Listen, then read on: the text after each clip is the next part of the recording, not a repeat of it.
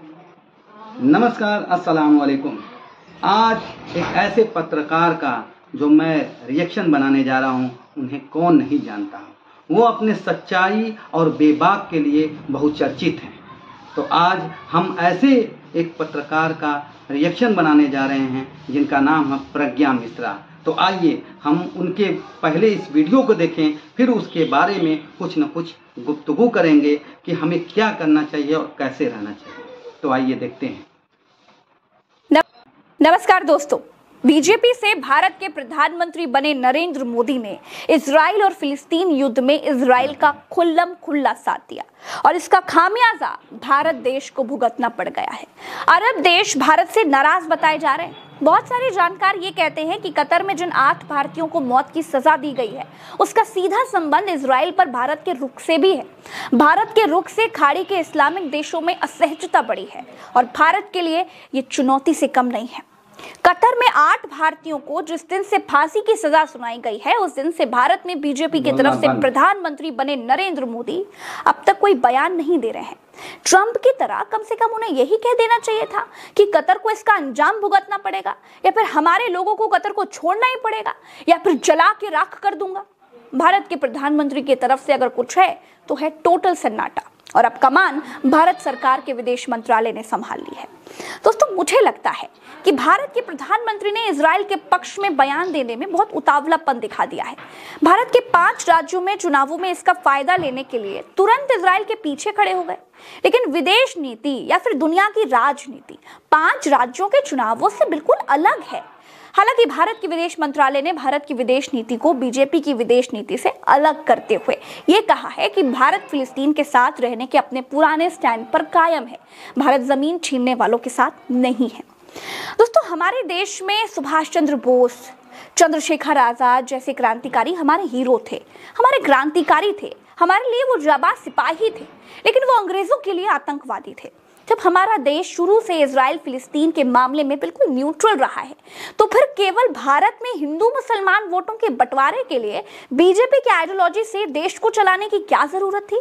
Hamas फिलिस्तीन के लिए लड़ रहा है। फिलिस्तीन तो हमास को आतंकी संगठन नहीं मानता, अमेरिका उसे आतंकी संगठन कहता है। तो ये जरूरी नहीं है कि जो अमेरिका माने वही भारत भी माने।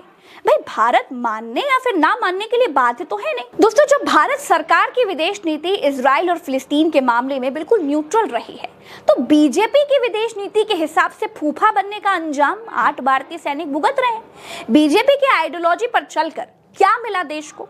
कतर ने हमारे 8 नेवी के पूर्व सैनिकों को फांसी की सजा सुना दी। बीच युद्ध में यह फैसला आना यह बताता है कि कतर भारत से नाराज है। वरना कहां कतर और कहां हम?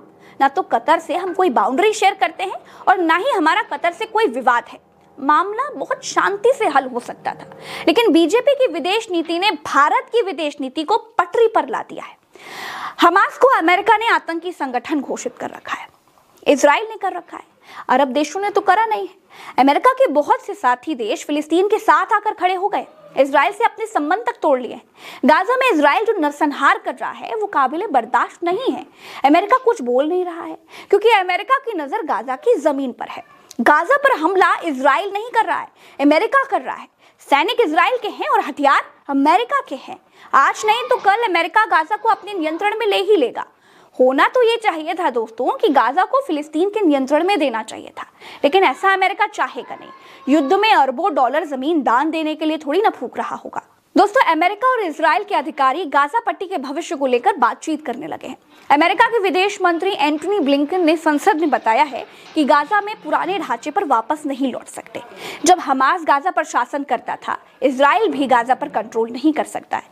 ऐसे में हम दूसरे देशों के साथ मिलकर दूसरी संभावनाओं पर विचार कर रहे हैं।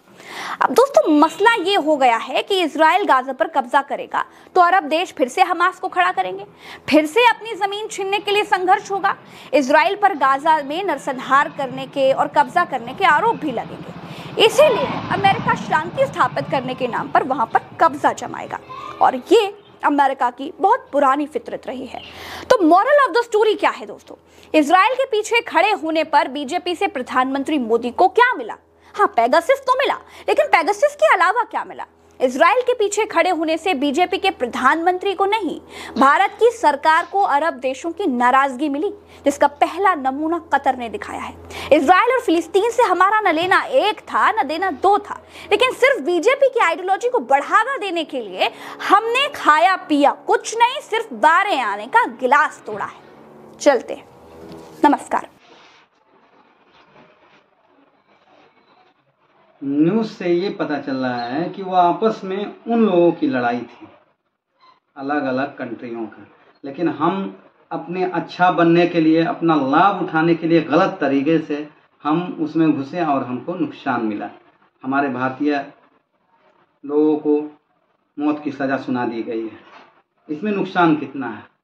हम लोगों का है, आपस में आम लोगों का है, जो हम लोग ये बात नहीं समझ पा रहे हैं। हम लोग आपस में इतने उतावले हो जाते हैं कि कुछ न कुछ कहने को बोल देते हैं, कुछ सोचते नहीं है कि इससे फ़ायदा होगा कि नुकसान होगा। हम लोगों में भी ऐसे ही भारत पाकिस्तान का जो मैच हो रहा था, तो एक साहब ने हमसे कहा कि आप तो पाकिस्तान को जिताना चाहते हैं। उनको क्या मालूम कि हमारा भी धर्म यही सिखाता है कि सबसे पहले हमारा देश है, यानी हम हिंदुस्तानी हैं, उसके बाद मुसलमान हैं। ये बात लोगों की समझ में नहीं आ रही है। वो कितने ब्रेन वॉश कर दिया जा रहा है कि लोग, ये पढ़े लिखे लोग बहक जा रहे हैं। जो पढ़े लिखे समझदार नहीं हैं, नवयुवक हैं आज के, उनकी बातें तो छोड़िए।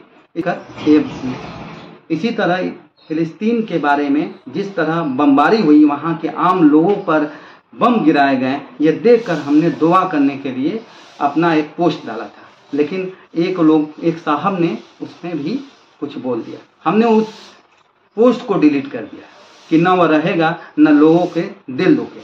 लेकिन हम किसका दिल दुखा रहे हैं ये नहीं समझ पा रहे हैं। हमको समझना होगा कि हम क्या कर रहे हैं, हमें क्या करना है। हमें अपने देश को आगे लेकर चलना है, हमें पढ़ना है, हमें बढ़ना है, न कि हमें आपस में लड़ना है। ऐसा नहीं करना है।